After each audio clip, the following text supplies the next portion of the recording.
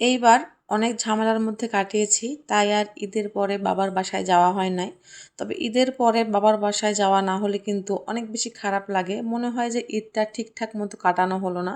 তাই সবাই মিলে সিদ্ধান্ত নিয়েছিলাম যে এই শুক্রবারে সবাই মিলে আমার বাবার বাসায় যাব আর একটা দিন হলেও থেকে আসব। তো এতে তো বাচ্চারা অনেক বেশি খুশি, আয়াত বাবু অনেক বেশি খুশি, আর ওর নানুর দেওয়া হিজাবটা পরে সে নানু বাসায় যাচ্ছে। মাশাল্লাহ, এই হিজাবে কিন্তু আমার মাটাকে অনেক সুন্দর লাগতেছে। আপনাদের কেমন লাগতেছে অবশ্যই কিন্তু কমেন্টে জানাবেন। তো আমরা চলে এসেছি আমার বাবার বাসায়। তো সবাই মিলে এইবারে পাট পাট করে আসছিলাম, মানে বাগান থেকে বেশ কিছু আম নিয়ে গিয়েছিলাম, আম্মু আচার করে দিবে। আর সেই সঙ্গে কিছু পাকা আমও নিয়ে গিয়েছিলাম সবাই মিলে বসে বসে খাওয়ার জন্য। আমি যাওয়ার পর দেখতেছি আমার মা তো রান্না করতেছে না, মনে হয় একটা যুদ্ধে লেগে পড়ছে। আমার আব্বু বাজার থেকে এখানে বেশ বড় বড় সাইজের 2টা মাছ নিয়ে আসছে। খালামণি বসে বসে রুটি বানাচ্ছে আর আম্মু বসে বসে মাংস রান্না করতেছে। তো আমরাও তো সকালবেলা রেডি সেডি হয়ে চলে গেছি। আর ছুটির দিন হলে কিন্তু একটু লেট করে ওঠা হয়, তবে আজকে একটু তাড়াতাড়ি উঠছিলাম। তো আমি যাওয়ার পরে ভাবলাম যে আমিও একটু হেল্প করে দিই, তাই গ্যাসের চুলায় আমি রুটিগুলোকে সেঁকে নিলাম। কারণ সকালবেলা আমরা কেউই কিছু খেয়ে যায় নাই, উঠছি দেন ফ্রেশ ট্রেশ হয়ে চলে গেছি। আর এবারে কিন্তু বেশ সকাল সকাল গিয়েছি, আমার আম্মু অবাক হয়ে গেছে, কি রে তোমরা এত তাড়াতাড়ি তো কখনোই আসতে পারো না, আজকে অনেকটা তাড়াতাড়ি চলে আসলা।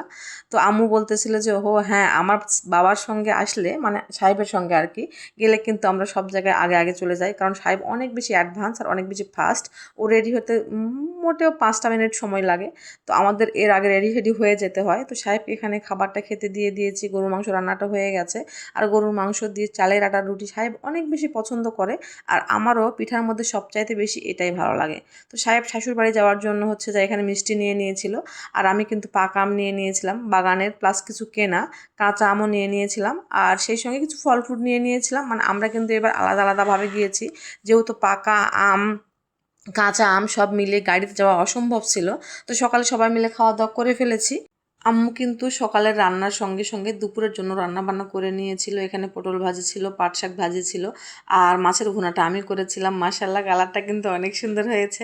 তবে হ্যাঁ, আম্মুর রান্নার কাছে আমার রান্নার কিন্তু কোনো তুলনাই হয় না। আমার মা আমার শাশুড়ি অনেক মজার মজার রান্না করতে পারে, তবে আমি কিন্তু শিখতেছি তাদের কাছ থেকেই, তাই তাদের মানে তাদের মতো পুরোপুরি না হলেও কাছাকাছি অনেকটা হয়েই যায়।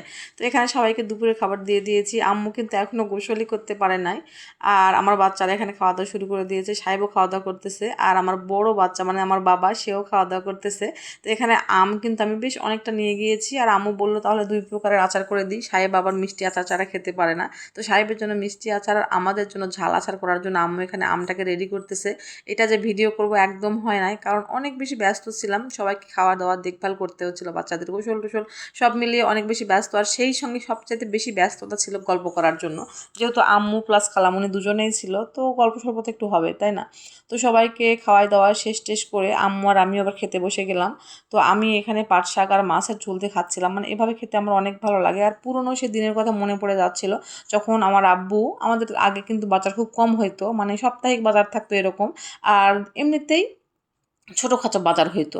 তো সাপ্তাহিক বাজারে অনেক বড় বড় ভালো ভালো জিনিস পাওয়া যেত, মানে সপ্তাহে একদিন সে বাজারটা বসে। তো সেদিন আমার আম্মু যেটা করতো, আব্বু বাজার থেকে হচ্ছে পাট শাক নিয়ে আসলে বা যে কোনো শাক নিয়ে আসলে আর মাছ নিয়ে আসলে এরকম চটজলদি শাকের ভাজি আর মাছের ঝোল করে ফেলতো, সঙ্গে কিন্তু একটু আলু ভর্তা করতো।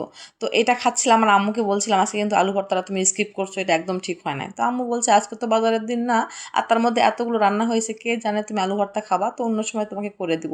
তো আমি আবার আম্মুকে বলতেছিলাম যে না, আমার জাস্ট মজা করলাম। তো প্রত্যেকটা আইটেম আমি একটু একটু করে নিয়ে টেস্ট করতেছিলাম।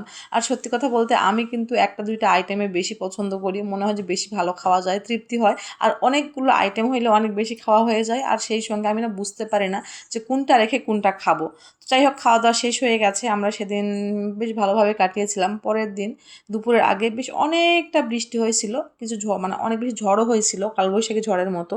তো ঝড় যখন থেমে গেছে তখন বৃষ্টি হচ্ছিল, দেন আয়াত বাবু অনেক বেশি চাচ্ছিল যে ও একটু ভিজবে। প্রতিবার কিন্তু আমি না করি, কিন্তু আজকে সাহেব বলতেছিল যে হ্যাঁ একটু ভেজো। আয়াত বাবু কিন্তু ফার্স্ট টাইম এরকম বৃষ্টিতে ভিজলো, আর কত নাচানাচি করতেছে দেখেন, ও এত বেশি খুশি। ওকে দেখে আবার মাহি বলতেছে আম্মু আমিও কি ভিজবো নাকি? আমি বললাম হ্যাঁ তুমিও ভিজতে পারো, সমস্যা নাই। যখন ছোটো বোন ভিজতেছে তখন বড় বোন বাদ যাবে কেন? তো আমারও প্রচণ্ড ইচ্ছে হচ্ছিল যে আমিও একটু ভিজি। তো তারপরে ওদের সঙ্গে কিন্তু আমিও জয়েন করেছিলাম, আর সেটা ভিডিও করা হয় না। আয়াত বাবুর নাচানাচি দেখে আমার তো অনেক ভালো লাগতেছিল, শৈশবের কথা মনে পড়ে যাচ্ছিল। আসলে এই জিনিসগুলো তো আমার বাচ্চারা পায় না, আবার যে কোনো শহরের বাচ্চারাই কিন্তু পায় না। তবে আমরা কিন্তু ছোটোবেলাতে অনেক বেশি ভিজছি, বৃষ্টির মধ্যে গোসল করছি পুকুরে গিয়ে, আর বৃষ্টির মধ্যে কিন্তু পুকুরের পানিগুলো গরম হয়ে যায়, এটা একটা মজার বিষয়।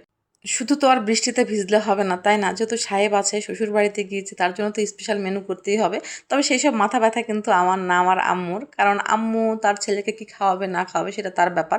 আমার জন্য আমি যেটা করেছি সেটা হচ্ছে এই যে কচুর বইয়ের চচ্চড়িটা। আমার কচুর বই অনেক বেশি পছন্দ, আমার দুই মেয়েরও অনেক বেশি পছন্দ। আমার আব্বু আম্মু সবাই খায়, তবে সাহেব কিন্তু কচুর বই পছন্দ করে না, তাই জন্য ওর জন্য আবার রান্না করছিল, দেশি মুরগি আমার আম্মুর বাসায় ছিল, তো সেটাকে রান্না করছে। সাহেব তো বেশ মজা করে খাচ্ছিল।